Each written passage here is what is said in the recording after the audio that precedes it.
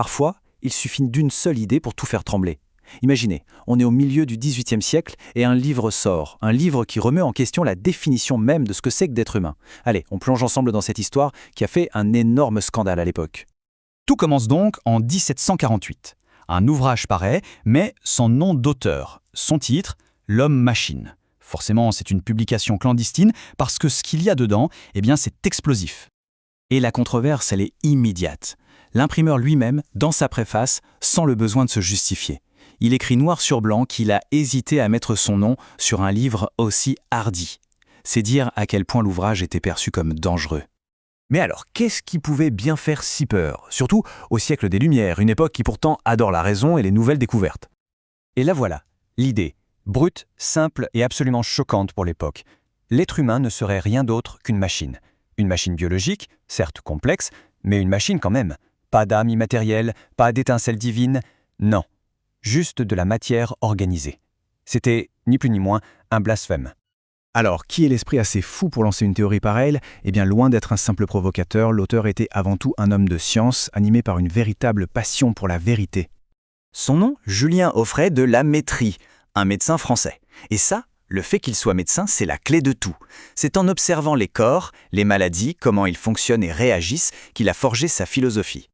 Et pour comprendre ce qui le motivait, rien de mieux que ses propres mots. Dans la dédicace de son livre, on voit bien que son moteur, ce n'est pas le scandale, c'est une quête, une attraction qu'il dit irrésistible pour la connaissance, pour la philosophie.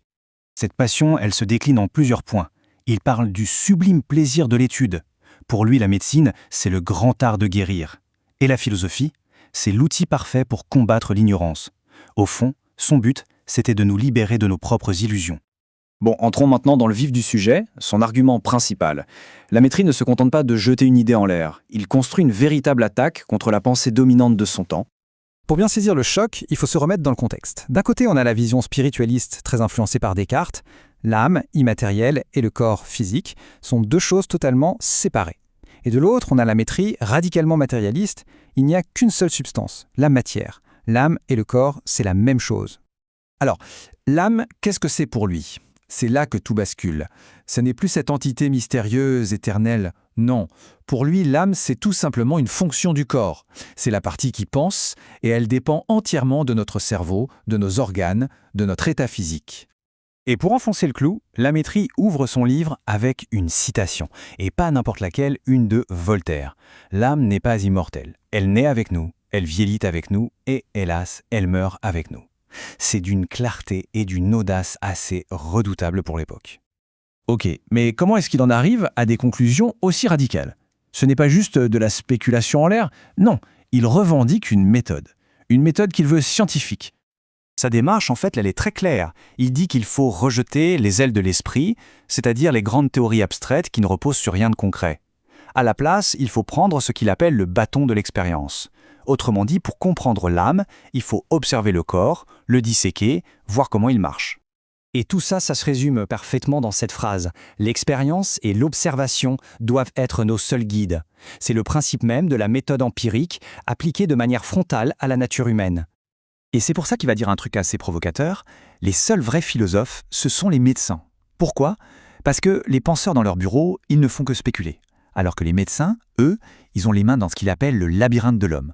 Ils sont les seuls à pouvoir vraiment suivre les fils de la biologie pour comprendre la pensée. Alors cette idée, si scandaleuse au XVIIIe siècle, qu'est-ce qu'elle est devenue? Son héritage est immense. On va voir comment, du scandale, elle est passée au rang de pilier de la science moderne.